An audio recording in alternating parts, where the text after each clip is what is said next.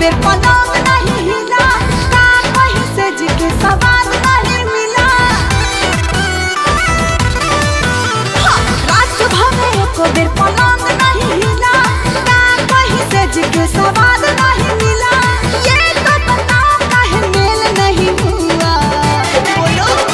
ढिबारी में रहुए न दे, ढिबारी में रहुए न दे, यही से रात खेल नहीं हुआ। डर जो भी हो गया फेल, यही से रात खेल नहीं हुआ।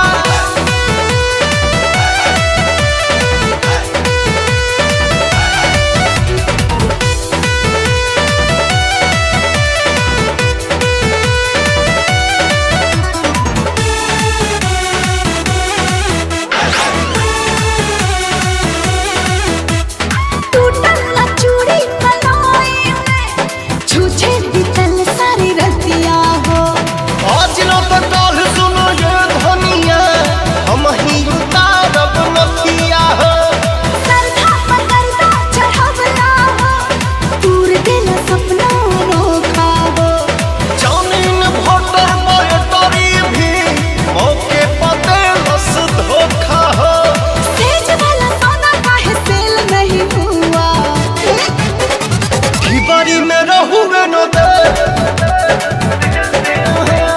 ढिबारी में रहुए न दे, यही से रात खेल नहीं हुआ।